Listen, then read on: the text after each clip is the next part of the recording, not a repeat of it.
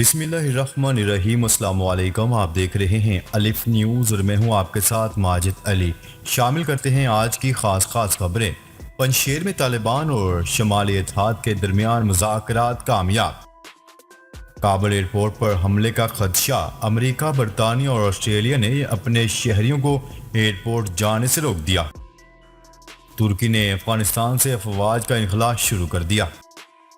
پاک بحریہ کے جہاز پی این ایس ذوالفقار کا سعودی عرب کی بندرگاہ جدہ کا دورہ۔ امریکی کرونا ویکسین کی بڑی کھیپ پاکستان پہنچ گئی۔ چینی صدر کے نظریات قومی نصاب میں شامل۔ امریکی حکام نے افغانستان سے ایمرجنسی فضائی آپریشن شروع کرنے کا فیصلہ کر لیا۔ افغانستان اور دنیا بھر کی خبروں سے باخبر رہنے کے لیے الف نیوز کو سبسکرائب کر لیں اور بیل آئیکن کو کلک کرنا نہ بھولیے گا۔ ناظرین، اپنی آرا کا اظہار کمنٹ سیکشن میں لازمی کیجیے گا۔ ہیڈ لائنز آپ نے جانی، اب بڑھتے ہیں خبروں کی تفصیلات کی طرف۔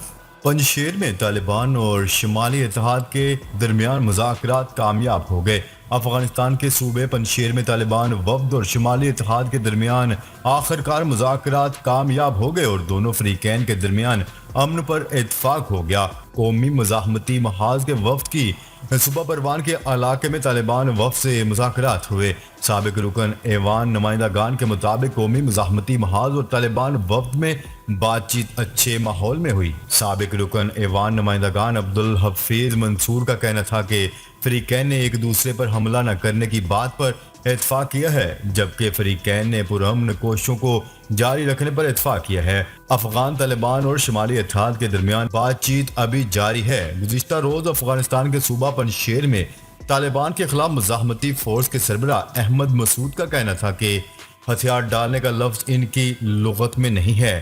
انہوں نے کہا ہے کہ طالبان کے آگے ہتھیار ڈالنے کی بجائے مرنا پسند کروں گا۔ افغانستان کے سابق جہادی کمانڈر احمد شاہ مسعود کے صاحبزادے احمد مسعود نے یہ بات فرانس کے ایک جریدے کو انٹرویو دیتے ہوئے کہی تھی۔ افغانستان کے دارالحکومت کابل سے 150 کلومیٹر شمال مشرق میں واقع وادی پنجشیر کو طالبان کے خلاف مزاحمت کا آخری گڑھ کہا جاتا ہے۔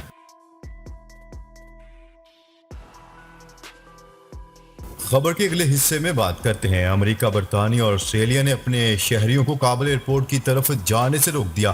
تفصیلات کے مطابق غیر ملکی ادارے کی رپورٹ میں بتایا گیا ہے کہ تینوں ممالک کی جانب سے جاری ایڈوائزری میں کہا گیا ہے کہ دہشت گردی کے حملے کا خدشہ ہے، لہٰذا شہری کابل ایئرپورٹ سے دور رہیں۔ برطانوی حکام کی جانب سے اپنے شہریوں کو خبردار کرتے ہوئے کہا گیا ہے کہ جو شہری کابل ایئرپورٹ کے علاقے میں ہیں وہ نکل کر کسی محفوظ مقام پر چلے جائیں۔ برطانوی شہری کسی اور ذرائع سے افغانستان سے نکل سکتے ہیں تو فوری نکل جائیں۔ دوسری جانب کابل میں امریکی سفارت خانے نے بھی ایئرپورٹ نہ جانے کی ایڈوائزری جاری کر دی اور یہ الرٹ سفارت خانے کی ویب سائٹ پر جاری کیا گیا ہے، لیکن اس میں کوئی وجہ نہیں بتائی گئی ہے۔ واضح رہے کہ طالبان کے کابل پر قبضے کے بعد سے کابل سے غیر ملکیوں کا انخلاء جاری ہے اور تقریباً 10,000 افراد بدستور انخلاء کے منتظر ہیں۔ گزشتہ روز امریکی صدر جو بائیڈن نے بھی افغانستان سے انخلاء کی تاریخ میں توسیع نہ کرنے کا فیصلہ کیا تھا۔ غیر ملکی خبررساں ادارے کی رپورٹ کے مطابق امریکی صدر جو بائیڈن نے پینٹاگون کی سفارش پر یہ فیصلہ لیا ہے۔ خیال رہے کہ طالبان نے امریکہ اور اس کے اتحادیوں کو واضح کیا تھا کہ غیر ملکی فوجی انخلاء کی تاریخ میں توسیع نہیں کی جائے گی۔ دوسری جانب ترک حکام نے دعویٰ کیا ہے کہ طالبان نے ترکی کو کابل ایئرپورٹ کا کنٹرول سنبھالنے کی پیشکش کر دی۔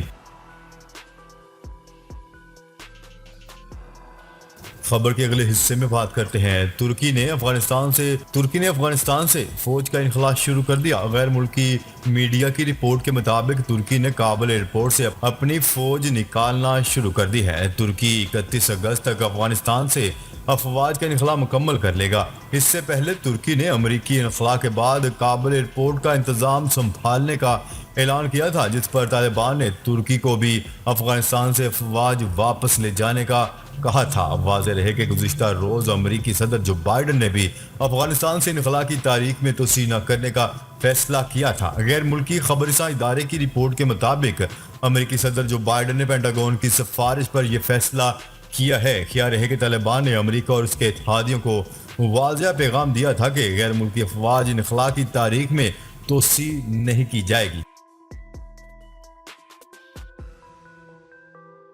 خبر کے اگلے حصے میں بات کرتے ہیں پاک بحریہ کے جہاز PNS ذوالفقار نے سعودی عرب کی بندرگاہ جدہ کا دورہ کیا۔ بندرگاہ احمد پر میزبان بحریہ اور پاکستانی سفارتی حکام نے جہاز کا پرتپاک استقبال کیا۔ ترجمان پاک بحریہ کے مطابق سعودی بحریہ کے کمانڈر ویسٹرن فلیٹ کمانڈ اور کمانڈر ویسٹرن نیول ایویشن نے PNS ذوالفقار کا دورہ کیا۔ میزبان حکام نے مشن کمانڈر اور جہاز کے کمانڈنگ آفیسر سے ملاقات کی، جس میں باہمی دلچسپی کے پیشہ ورانہ امور پر تبادلہ خیال کیا گیا۔ مشن کمانڈر نے امیر البحر کی جانب سے سعودی عرب کے عوام بالخصوص سعودی بحریہ کے لیے خیر سگالی کا پیغام پہنچایا۔ جدہ آمد سے قبل PNS ذوالفقار نے ترک اور اطالوی بحریہ کے ہمراہ دو طرفہ بحری مشق میں حصہ لیا تھا۔ مشقوں کے دوران مختلف بحری آپریشنز کا مظاہرہ کیا گیا۔ پاکستان بحریہ کے جہاز کا سعودی عرب کا دورہ ترکی اور اطالوی بحریہ کے ساتھ مشترکہ مشقوں میں شرکت دوست ممالک کی بحری افواج کے ساتھ مضبوط تعلقات کو مزید فروغ دے گا۔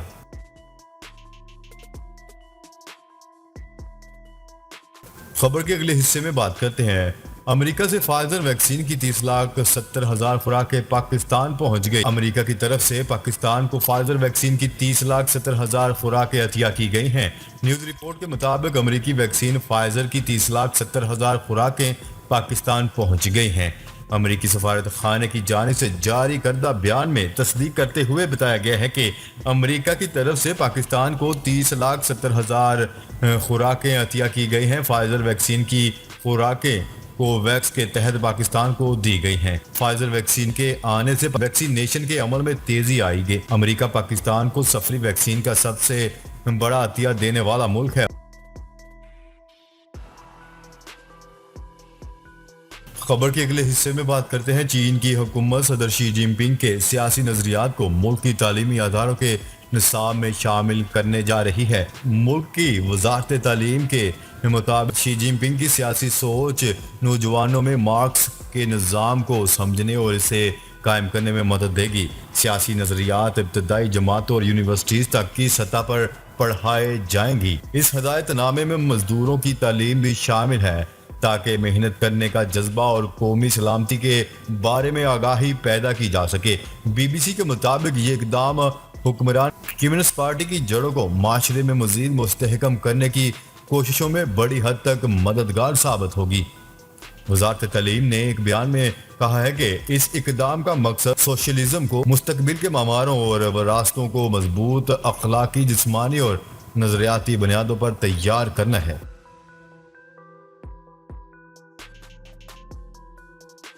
خبر کے اگلے حصے میں بات کرتے ہیں امریکی حکام نے افغانستان سے ایمرجنسی فضائی آپریشن شروع کرنے کا فیصلہ کر لیا۔